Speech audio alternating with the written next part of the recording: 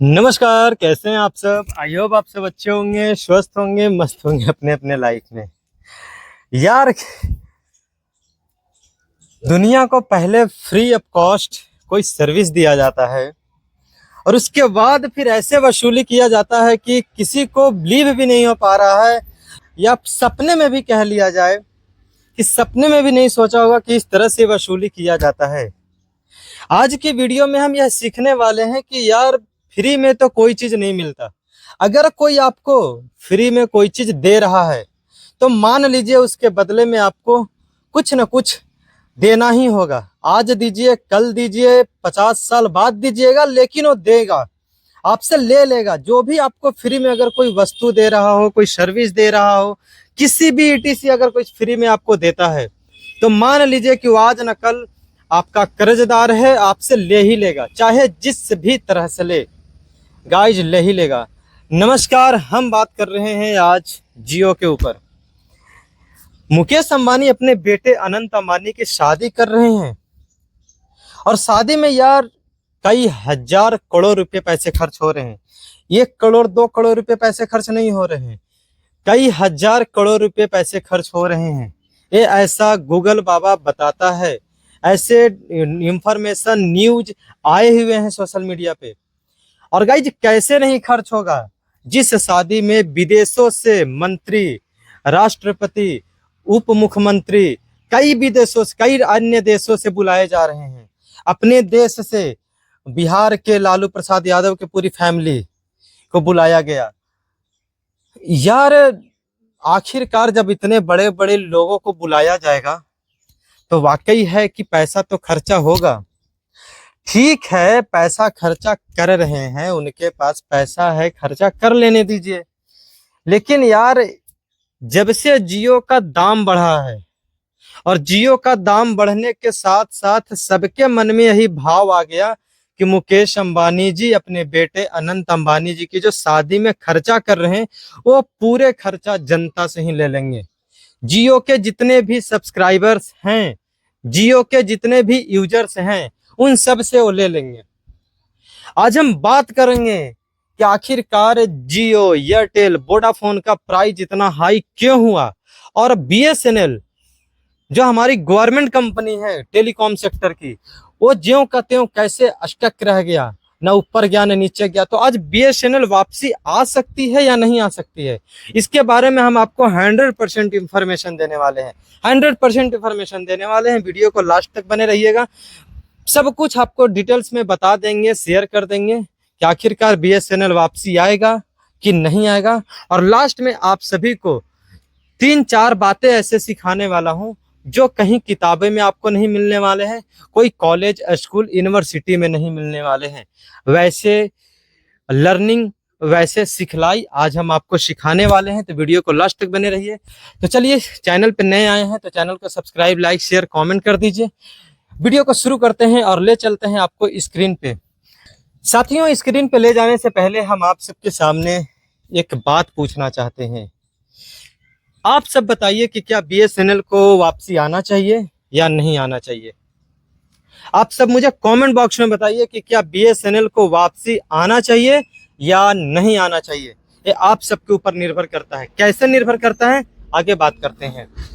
BSNL को वापसी लाने के लिए हमें सबसे पहले करना होगा, जितने भी जियो के यूजर्स हैं, एयरटेल के यूजर्स हैं, वीआई के यूजर्स हैं, उनको सबको ट्रांसफर यानी पोर्ट करवाना पड़ेगा बीएसएनएल में। जैसे ही बीएसएनएल को यह पता चलेगा कि हमारा यूजर्स अब बढ़ते जा रहा है तो फिर वाकई में बीएसएनएल वापसी आएगा। लेकिन उससे पहले हम आपको लेकर चलते हैं एक स्क्रीन पे और वहां पे सारा कैपिटल दिखाते हैं कि मार्केट में आखिर सबसे ज्यादा यूजर्स किसका है, जियो का है, एयरटेल का है, वीआई का है या फिर बीएसएनएल का है। सबसे ज्यादा मार्केट में यूजर्स किसका है आज हम बात करेंगे और सबूत के साथ बात करने वाले हैं। कोई मैं इस जुबान से बोलने वाला तो हूं ही, लेकिन कोई वैसी बात नहीं बोलूंगा जो अवेलेबल ना हो इंटरनेट पे। सब कुछ आपको इंटरनेट के द्वारा कितनी % शेयर मार्केट में चल रही है, क्या चल रहा है, नहीं चल रहा, सब कुछ दिखाने वाले हैं। तो चलिए, मैं अपने आप को करता हूँ छोटा और अब आपको लेकर चलता हूँ स्क्रीन पे और स्क्रीन पे दिखाते हैं सीधा कि अब आपके सामने दिखेगा पोर्टल इसका। तो इससे पहले हम कर लेते हैं इसको ऑन, स्क्रीन रिकॉर्डिंग ऑन कर लेते हैं और आपके सामने अब स्क्रीन शो करवाते हैं। तो हम स्क्रीन रिकॉर्डिंग ऑन कर लिए हैं और गूगल पे सर्च किए हैं टेलीकॉम शेयर इन इंडिया 2024, यानी टेलीकॉम सेक्टर का जो इंडिया, भाई रुक जा, टेलीकॉम सेक्टर का जो साइज है मार्केट में वो किस प्रकार चलता है वो देखिए। जियो स्टूड एट 469.73 मिलियन फॉलोअर्स जियो का सिर्फ है गाइज। इतना फॉलोअर सिर्फ जियो मार्केट में लेकर बैठा हुआ है, 469.73 मिलियन। और भारतीय एयरटेल का 265.50 मिलियन है। वहीं पे अगर हम वोडाफोन आइडिया को देख लें तो 127.69 मिलियन। यहाँ पे आपको सब दिख रहा है, देखिए यहाँ पे सब कुछ है। 400 कलर चेंज कर लेते हैं, 469.73 मिलियन जियो का है, वोडाफोन का 127.69 है। और अगर आप BSNL का देखेंगे तो बेचारा 20 मिलियन लेकर बैठा हुआ है मार्केट में। तो यार जिसका सबसे ज्यादा सेल होगा वही तो मार्केट में आएगा। जियो देख लीजिए किस प्रकार से हम लोगों को पहले लोभी दिया। हम कह रहे हैं ना, अगर कोई आपको फ्री देता है गाइज तो पहले उससे आपको लेने का क्षमता भी हो रखता है। उससे पहले हम और कुछ पे बात कर लेते हैं। गवर्नमेंट, देखिए गवर्नमेंट, सबको पता है कि BSNL कंपनी गवर्नमेंट की है और BSNL को वापसी कैसे आना है, इसके लिए हम जो बात कर रहे हैं, इसके लिए गवर्नमेंट खुद अभी 69,000 करोड़ रुपए यानी 69,000 करोड़ रुपए का फंड BSNL में कन्वर्ट कर दिए हैं। तो गाइज हमारे प्रधानमंत्री श्री नरेंद्र दामोदर दास मोदी जी ने 69,000 करोड़ रुपए का फंड BSNL को दे दिए हैं। और इसे ठेका BSNL को वापसी आने का एक चीज का गारंटी और बनता है, और वह यह है कि इस कंपनी को जो ठेका मिला है, पहले हम स्क्रीन रिकॉर्डिंग बंद कर लेते हैं और उसके बाद बात करते हैं। इस कंपनी को जो ठेका मिला है वो ठेका मिला है रतन टाटा जी को। सबको पता है टाटा कंपनी विश्वसनीय कंपनी है, भारत की कंपनी है। और हम अपने भारत के लिए, गवर्नमेंट के लिए रतन टाटा साहब ने बहुत कुछ किया है। तो उन कंपनी को मिला है यह फंड कि आपको BSNL को 2024 तक 4G में लाना है, 25 में 5G में जाएगा। अब वहीं पे अगर हम देख लें तो जियो 5G लॉन्च कर चुका है, कई शहरों में अभी नहीं चल रहा है, धीरे धीरे वो काम चल रहा है, लेकिन जियो 5G आ चुका। और एयरटेल भी साथ साथ 5G कर लिया, VI भी साथ साथ 5G कर लिया, लेकिन BSNL ज्यों का त्यों स्टक रह गया। और BSNL को स्टक रहने का कारण क्या है, अभी हम बात करेंगे कि आखिर BSNL इतना पीछे क्यों रह गया।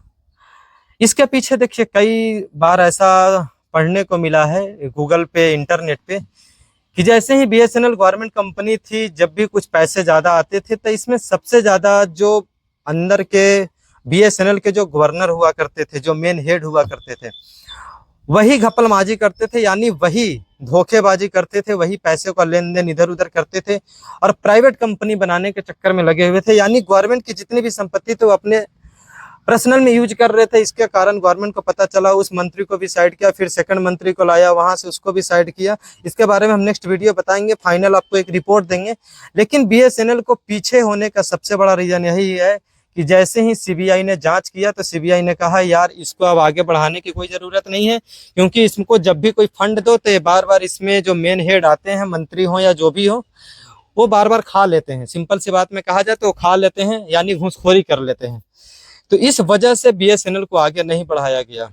अब इससे हम सभी को एक लर्निंग मिलता है। लर्निंग क्या मिलता है कि समय के साथ हम भी अपने आप को अपडेट करते रहना चाहिए। कई बार देखा जाता है कि जैसे पुराने बिजनेस चला करते थे वैसे आज भी हमारे घर में दादा परदादा बताते हैं कि वैसे ही बिजनेस करो बेटा, वैसे ही बिजनेस करोगे तो ग्रोथ हो पाओगे, वैसे ही बिजनेस करोगे तो अमीर हो जाओगे। लेकिन गाइज आज का जमाना वो नहीं रह गया। आज का जमाना पहले जैसा नहीं रह गया कि अब आप नौकरी लोगे तभी सक्सेस हो पाओगे, तभी सफल व्यक्ति बन पाओगे। ऐसा नहीं है, आप बिजनेस करके, यूट्यूबर बन के, टेक्नोलॉजी का सिस्टम को यूज करके भी बहुत पैसा कमा सकते हो और आप सफल व्यक्ति बन सकते हैं। अपने हर सपने को साकार कर सकते हैं, सिर्फ एक नौकरी को ही करके नहीं। मार्केट में और भी तमाम ऐसे प्लेटफॉर्म आए हैं जिसको यूज करके आप सफल व्यक्ति बन सकते हैं। तो मेरा कहने का मतलब ये है कि आपको सिस्टम के साथ अपडेट होना पड़ेगा, समय के साथ अपडेट होना पड़ेगा। अगर पहले के ज़माने में एमए की पढ़ाई और आज के ज़माने में एमए की पढ़ाई में बहुत ज़्यादा फर्क है। पहले अगर कोई हमारे घर में बच्चा 100 में 100 मार्क्स लेकर आ जाते थे, ऐसे तो आता नहीं था, अगर आ जाता था तो पूरे गांव पूरे पंचायत की खुशहाली होती थी। लेकिन आज के ज़माने में अगर हमारे गांव में कितने बच्चे 100 में 100 मार्क्स लेकर आते हैं, 95% मार्क्स आता है, 85% आता है, फिर भी वो खुशी नहीं रहता। यानी यूं कह लिया जाए कि टैलेंट बहुत ज़्यादा है बच्चों के अंदर में, और टैलेंट की वजह से अपने आप को अपडेट कर लिया है उन्होंने, और उसको पता हो गया आज के बच्चे को कि अब हमें इसकी ज़रूरत नहीं है, इससे ऊपर मैं अगर कुछ लेवल पे करूँगा तो मुझे शाबाशी मिलेगी। तो मेरा कहने का मतलब है कि बीएसएनएल से मुझे एक सीख मिलती है कि समय के साथ अगर आप अपडेट होते रहेंगे तो आपको कभी तकलीफ झेलने की ज़रूरत नहीं पड़ेगी।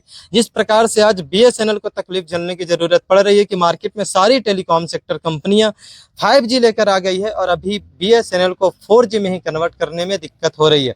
और ऐसा दिक्कत नहीं है, मैंने एक सोशल मीडिया पे कहीं रीड कर रहा था, वहां पे दिखाया गया है कि 2024 के लास्ट में 4G पूरा कंप्लीट हो जाएगा, हार्डवेयर सब सेम रहेगा, सिर्फ सॉफ्टवेयर थोड़ी सी चेंजिंग होगी और अपने आप ऑलरेडी सारे नेटवर्क कन्वर्ट पे चला जाएगा और 4G हो जाएगा।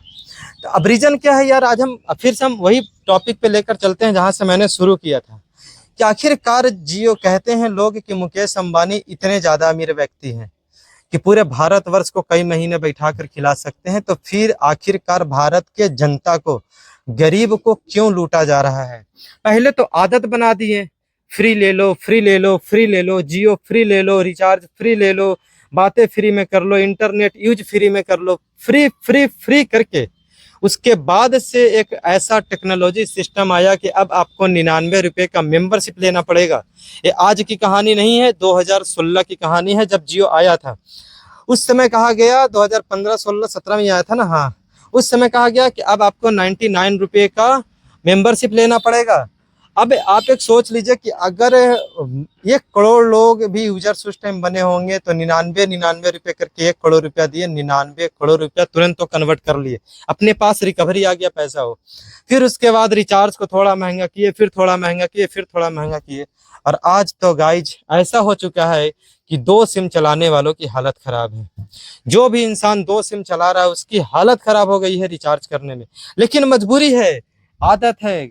घर में 1 रोटी कम खा लेगा लेकिन इंसान रिचार्ज तो कराएगा ही कराएगा, ऐसी आदत बना डाले हैं। तो मेरा आप सभी से एक रिक्वेस्ट है कि किसी भी चीज को आदत ना बनाएं, कि किसी भी चीज को अपनी आदत नहीं बनाएं। पुराने जमाने में जैसे चलते थे वैसे चला करें, वैसी हैबिट अभी भी रखा करें, नहीं तो फिर वही गाइड होगा, अपनी मनमानी ये करते रहेंगे टेलीकॉम सेक्टर वाले, और हम लोग कुछ नहीं कर सकते। क्या कर सकते हैं हम लोग तभी कुछ करेंगे जब अपनी बीएसएनएल को फिर से वापस ला सकते हैं।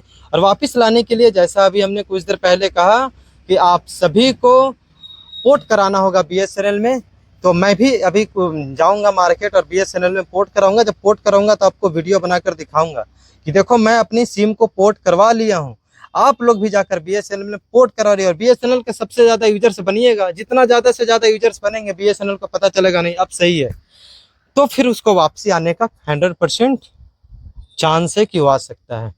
तो चलिए, आप लोग को क्या राय है कमेंट बॉक्स में जरूर बताइए। मुकेश अंबानी जी जो अपनी बेटे की शादी कर रहे हैं, अनंत अंबानी जी के, इतने अमीर व्यक्ति होने के बाद भी क्या वास्तव में उस शादी का खर्चा हम लोगों से वसूली कर लिए हैं? ऐसा आप लोग का क्या राय है कमेंट बॉक्स में बताइए। फिर मिलते हैं किसी नेक्स्ट धमाकेदार वीडियो के साथ। तब तक आप अपने घर परिवार में खुशहाल रहिए, मस्त रहिए, स्वस्थ रहिए। Bye bye, take care. और आपको किसी भी टॉपिक पे वीडियो चाहिए तो कमेंट बॉक्स में जरूर बताइए। और हाँ गाइज, हमारे इंस्टाग्राम पेज को भी जाकर फॉलो कर लीजिए आप लोग। इंस्टाग्राम पेज का नाम है IM गौतम राजरानी, उसको भी जाकर फॉलो कीजिए और फेसबुक पे भी फॉलो अपना करिए। Thank you for watching my video. Bye bye, take care. फिर मिलते हैं।